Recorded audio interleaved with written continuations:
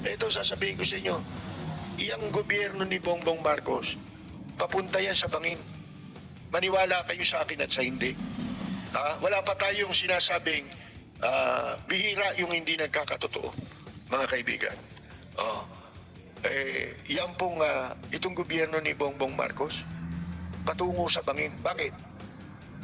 Napasok na sila ng sindikato. Hindi nyo alam kung sino.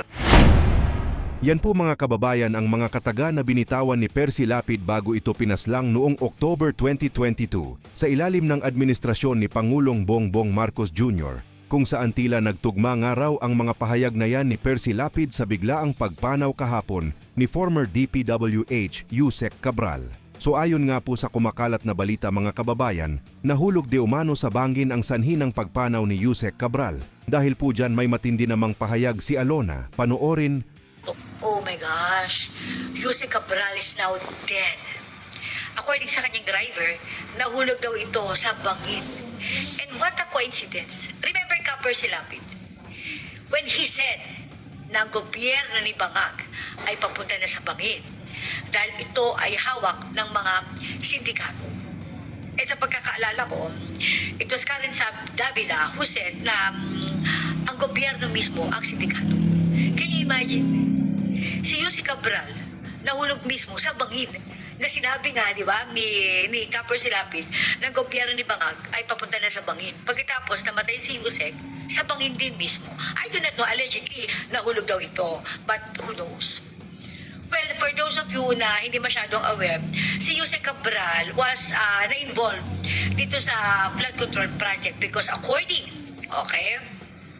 sa mga taga-DPWH, si Yusek Cabral mismo yung gumagawa ng mga proposal projects para sa mga proponents. And nagkaroon before ng issue si Cabral at si Tito Soto because of the screenshot na lumabas na inaalok ni Cabral, si Tito Soto ng I do not know exactly if it is 500 million or 500 billion worth of project na allegedly tinanggihan daw ni Tito Soto.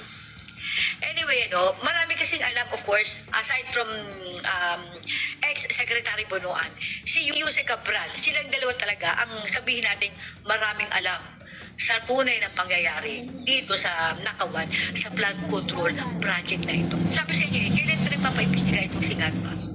Kailan niya pa sinabi na mahiya naman kayo? Kailan niya ini-start yung pag-iimbestiga niya? Na hanggang ngayon, hindi niya pa rin sinasabi kung sino talaga yung mastermind. Alam mo yung bago siya mabuking, binuking muna niya yung mga kasama niya. Bago siya maimbestigan, nagpa-imbestiga na siya para kunyari hindi siya kasama. Oh my God. Gravity. So, ilang buwan ka nang nagpapa-imbestiga? Sino ba talagang mastermind? Kung hindi ikaw. Dahil sabi mo, it's not you. It's not your cousin. But according to Saldi ko, na lagi niyong kasama. Okay? Ikaw daw, Ngagba. But you're denying it. So kung hindi ikaw at hindi yung pinsan mo, sino? Diba? Oh my God. Tapos gusto niyo pauwiin si Saldi ko? What the fuck? So magkakaroon ng yung Ninoy Aquino International Airport, mapapalitan na naman. Magiging Elizalde ko, International Airport. What the fuck? This is so talaga. This is so scary. Hindi natin alam. Who's next? Kaya lahat kayo na merong alam dito sa pagnanakaw na ginagawa ng administrasyon ni Bangag, you have to be very, very, very, very careful. Itikop niyo yung mga bunganga niyo. Wag na wag na wag. Okay, makakarating sa Malacanang na meron kayong plano. Okay, na ibulgar sila. So, Pangadama, si Olivier, Bersamin, kayo-kayo. Even itong si Vince Tizon, kamakailan lang sa live ko, sinabi ko yan Vince Tizon, nagtrabaho dati kay PRD yan. Kaya alam niya yung mga matitinong ginawa ng dating administrasyon na ngayon, patango-tango na lang.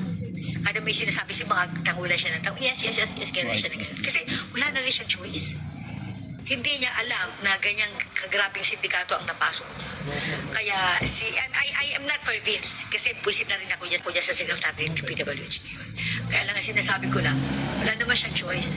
Kasi baka katulad ni Yusek Cabral, mahulog din ito sa bangin. Oh my God, nakakatakot. Yan mga kababayan, ano po ang inyong opinyon sa biglaang pagpanaw ni former Yusek Cabral? Comment lang po sa ibaba.